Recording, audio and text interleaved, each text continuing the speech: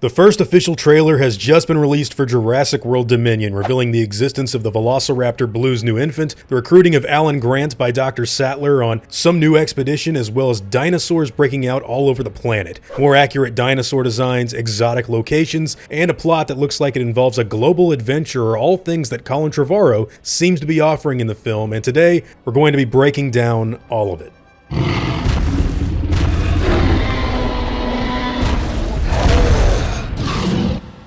So I'm just going to go ahead and jump right into it. The trailer starts with John Hammond speaking over a very snowy landscape with a whole bunch of Parasaurolophus fleeing from what seems to be some sort of dinosaur wrangling team.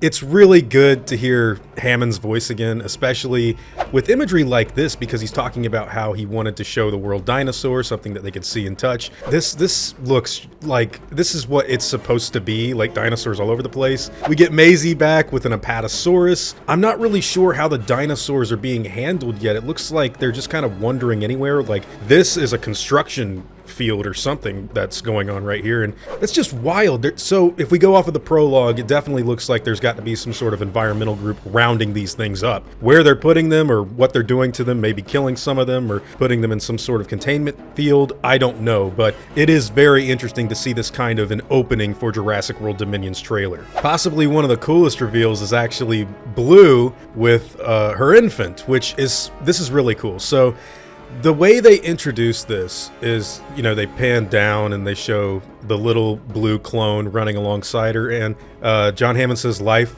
will find a way, which of course was a big part of the original Jurassic Park, and that the amphibian DNA would actually help the dinosaurs to reproduce. Now, how does Blue have a baby? Well, this is something that the fans have been talking about for years, specifically parthenogenesis, and I think it's what a lot of people are believing to be something in Jurassic World Dominion. It's something that they teased actually before Jurassic World even came out with that poster of Blue on top of the destroyed Ford Explorer, and if you look at what's under it, it's a clutch of eggs. Now, she was kind of building a nest in Jurassic World Fallen Kingdom on Isla Nublar. I don't know if she was ready to, lay eggs just yet, but what it looks like they're doing is, for the first time in years, actually leaning into the whole idea that life will find a way through some sort of, genetic conception that's different from what we've seen before in the past. So parthenogenesis is actually asexual reproduction that you saw in a movie like Godzilla. A lot of lizards do it, even some birds actually. So it is pretty interesting to have John Hammond quote that and then show this stuff right off the bat. It's really cool. But moving on, it looks like for the actual plot of this movie, Owen and Claire have actually found Blue after the events of the last film, and they're sort of housing her and the infant by what I assume to be Owen's cabin that he was building in the last movie. And Claire, is warning him, hey, this is crazy, we shouldn't keep her here for too much longer. And Owen's like, look,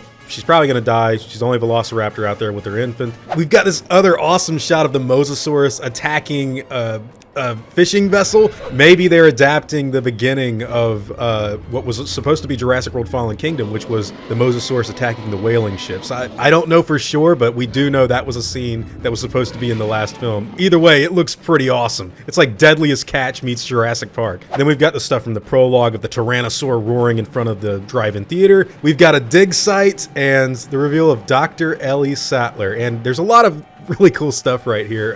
I'm not so sure what Alan Grant is working out like in the background with his map or whatever, but there is a shot of Alan and Ellie that he's actually kept on to that you can see to the right of the screen right here at his dig site. It's cool to see Laura Dern back, man. Dr. Sattler, not Dr. Degler, so it looks like she might not be involved with Mark from Jurassic Park 3 anymore. But and then we get the reveal of Alan Grant, who we haven't seen in years, and man, it's so weird. It's like he just flows right back into the role. Like a day, obviously a lot of days have passed. He's got a gray beard, but this feels so genuine, and in a different way it also feels this is like a totally shot for the trailer. I know it's going to be in the movie, but it gets you excited because you realize, hey man, these two haven't seen each other for a really long time. Another Easter egg, bottom left of this shot, it's the resonating chamber from Jurassic Park 3, the raptor flute he used in that film. So that's pretty cool stuff too.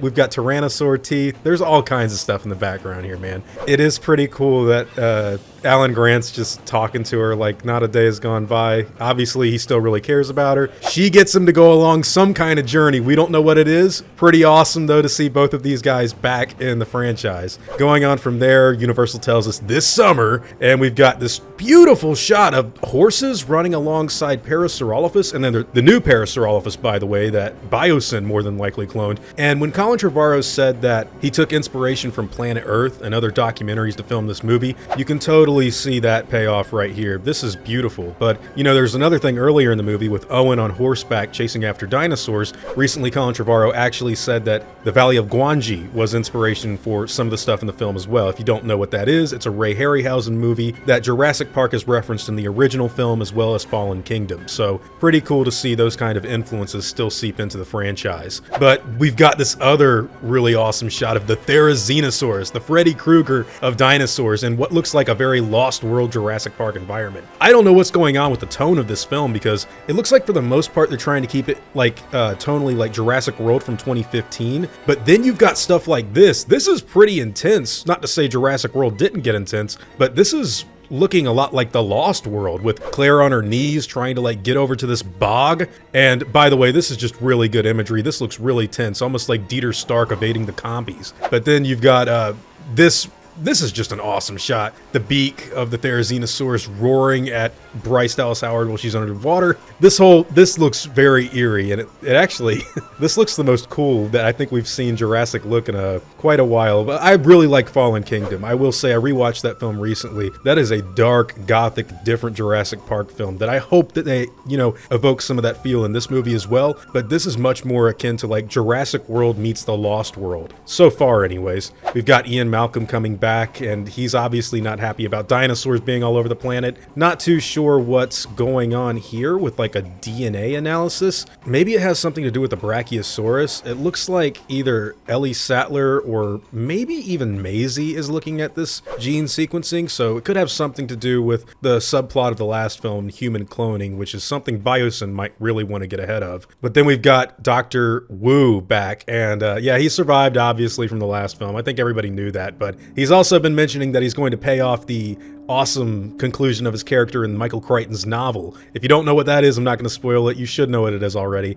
It's very exciting. We've got Claire running from the Atrociraptors, which are showing their Jurassic Park 3 in the Lost World colors. We've got Universal telling us it's the epic conclusion with some sort of X-Men 2 style base. This is wild, man. I don't know what this is, but it looks like it's somewhere in the middle of the redwoods or by a mountain. There's some snowy stuff on the peaks. It's really cool imagery. It actually, you know what? This looks like what they were originally going to do for the second Jurassic Park film as far as filming in New Zealand goes, because this does look a lot like a Lord of the Rings style environment. We've got this awesome shot of Alan Grant looking out of the plane. Dude, this movie is feeling like a proper conclusion as far as the trailer goes. And Alan Grant, I gotta be honest with you, man, it's pretty cool to just see him like back in action. He's even got the Jurassic Park 3 colors here. This is pretty awesome. Then we've got this reveal of the Pyroraptor. Now the Pyroraptor, this thing is looking great. It's got the feathers around the arms looking really proper. It's got like scary looking imagery too. I just really love the colors of this thing. This makes way more sense. When we saw Owen and DeWanda Wise like trying to take something on, I think a lot of us felt like it was some sort of giant dinosaur, but to know that it's actually a Pyroraptor, yeah, I think the knife would actually be pretty good defense, as long as you don't get killed first. But when the thing actually runs after them, you can see like the proper usage of the wrists and hands and everything like that as far as where the feathers go. Jurassic World Dominion so far probably has the best dinosaur design since the Lost World. Like, so far. That's just what I'm saying. But like, these are way better than a lot of what you saw in Jurassic Park 3, which were just stretched out old models of T-Rexes and Stegosaurs and Triceratops. I think they're better than Jurassic World and Fallen Kingdom. We're going to see what the other ones look like eventually, but Pyroraptor, Therizinosaurus, Quetzalcoatlus, this stuff looks really, really badass. Then we've got this interesting shot of Ellie Sattler and someone else at a farm, and there's these kids running away from what looks like a swarm of locusts. Now, I'm not so sure exactly, they better run. I don't know what the hell's going on, but like, these look big, man. Are these prehistoric locusts or something? Or are they locusts? They could be, well, let's see. grasshoppers have been around since the Triassic period, so if they dug out some mosquitoes in amber, it wouldn't shock me that these are some sort of giant cricket or something that they found. You know, oxygen was really, really high during the, you know, Carboniferous period or Permian period, you know, what have you. So this is really interesting. We'll see where that goes. Apart from that, we've got Owen and Claire talking. This is some pretty cool Fallen Kingdom imagery. I'm so glad to see Bryce Dallas Howard and Chris Pratt again in these roles. These are, out of all of the nostalgic franchises that came back, Jurassic World is the only one that I think worked really well. This is exciting. We've got another Ray Harryhausen tease with Talos on the side of this boat, which is obviously from the director's work from a long, long time ago. Then we've got Owen gearing up on the bike, trying to lead the Atrociraptors away from something, and then holy shit, this is the part that I just lost my mind in the trailer. He evades the Atrociraptors, and then you've got an Allosaurus and the Demon Carnotaurs from the Jurassic Park toy line from the 1990s and also from Fallen Kingdom just showing up. It looks like they're about to fight. I guess dinosaurs broke out from some sort of resort, or maybe there's another auction going on. We have seen a lot of behind the scenes material for Malta, but whatever's going on here, people are running for their lives because this is beyond crazy. Now, there's a lot of really cool stuff going on here. I don't know why the Raptors are specifically after Owen, apart from maybe they have something to do as like guard dogs for Biosyn. It's all interesting, but going on from there, we get some pretty cool stuff that looks actually like it's from Indiana Jones and the Temple of Doom, if I'm being honest. DeWanda Wise is going to be a really important character, it seems, for this film. She's with Owen and Claire,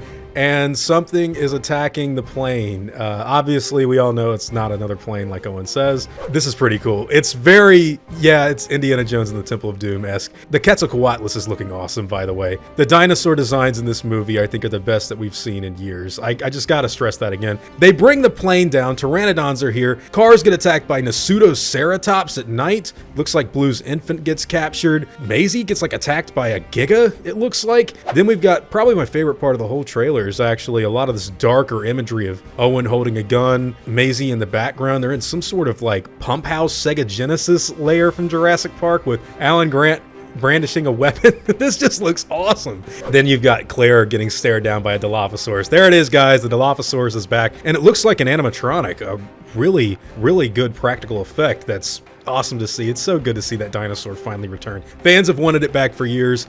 It's officially back.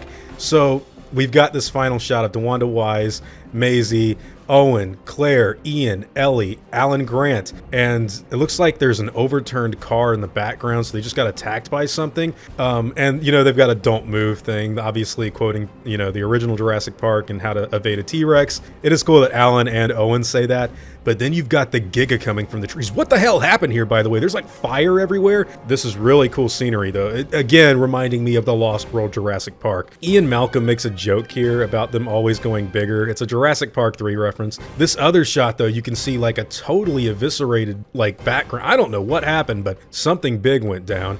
And it's really cool to see all the characters together like this at a destroyed compound with a dinosaur bearing down on top of them. This movie, man, Jurassic World Dominion, it's very different from what I think a lot of us expected it to look like. Some of the stuff in the trailer does feel like it's almost, I don't know, purposefully made to like look like a trailer to like, oh, are you coming, Dr. Grant? Yeah, I'm freaking coming, Ellie. And then they've got a lot of this other humor that feels a little bit like Jurassic Park 3 or Jurassic World Fallen Kingdom. I don't know. It's interesting. Obviously, oh, by the way, thank you so much for not spoiling anything. This is the first trailer since like the original Jurassic World where you didn't spoil the whole damn plot. So that's exciting. One thing to note, not a lot of T-Rex, which is unfortunate. We always need T-Rex in your Jurassic Park trailers, man. All they showed was footage from the prologue. But in short, it's really exciting to see Alan Grant and Ellie Sattler come back with Ian Malcolm and join Owen, Claire, and Maisie. A lot of the plot looks like it revolves around dinosaurs all over the planet in some sort of wild conspiracy or something that involves the animals, because it looks like they're getting out into cities and other parts. I don't know what the compound is unless it has something to do with Lewis Dodgson wanting to make a dinosaur hunting reserve from Michael Crichton's Lost World novel, which is very possible. It's really cool imagery too, by the way. Basically, Alan Grant is recruited by Ellie Sattler to go on some sort of expedition to find out what's going on in the plot of this film. Owen and Claire are dealing with Blue and her new infant. This is pretty wild, man. Jurassic World Dominion comes out in June. I'm going to have a lot more to talk about, but the dinosaur designs are looking way better. The actual imagery that Colin Trevorrow is evoking is very original. I'm really into where they're going to take the story, and wow, it feels like Jurassic Park is finally going to get a continuation that acknowledges all of the previous films. It's not like Jurassic Park 3 where they try to forget Lost World happened, or Jurassic World Fallen Kingdom where they barely bring up any of the other movies. It's pretty wild, man. And who knows? Site B is probably already somewhere in there that we just saw. By the way, just so you guys know, if you're interested in hearing me talk about other things, here's a quick excerpt from my second channel, Dragon Curve, link in the description, where I go into detail about stuff like Star Wars, Godzilla, Lord of the Rings, Predator, and pretty much anything that's not Jurassic Park. Here's me talking about how I was excited for The Force Awakens and how eventually I ended up not liking it after a few years. So everyone was out talking about Episode 7. What was it going to be like? Would it be any good? What are your thoughts on Jar Jar Binks being a Sith Lord? I'm sure you all remember all those conversations people were having. Now at the time, I had actually just opened up my personal training business while still delivering pizzas at a Domino's. I was 21 years old, a giant fan of The Empire Strikes Back and Revenge of the Sith, and I couldn't wait to see what J.J. Abrams had in store. Jurassic World genuinely shocked me because I actually had no idea what to expect, and when I left the theater, I thought it was not only a good sequel, but it was better than the sequel that I had loved all of my life and still love to this day, The Lost World. So The Force Awakens could very well deliver on that sort of hype as well. After all, this was just 6 months later, and everyone around me was getting pumped. Anyways, guys, this is all just my first thoughts on the official trailer release. There's probably going to be a lot more to come in the future, but whatever your own thoughts and opinions happen to be, I'd love to hear them in the comments down below. Now, before I go, I'd like to thank all of my game wardens, as well as all of my InGen executives. I'd also like to thank all of my park workers and InGen hunters as well. Guys, it really means the world to me that you all continue to support what I do, and I never want you to ever forget that. Now, I'd like to thank you all for watching today's video and hope that you all enjoyed the content. If you feel like I deserve it, I'd appreciate the like and hope that you'll consider subscribing if you're interested in hearing from me again. I'll see you all in the next video, guys, and as always, take it easy.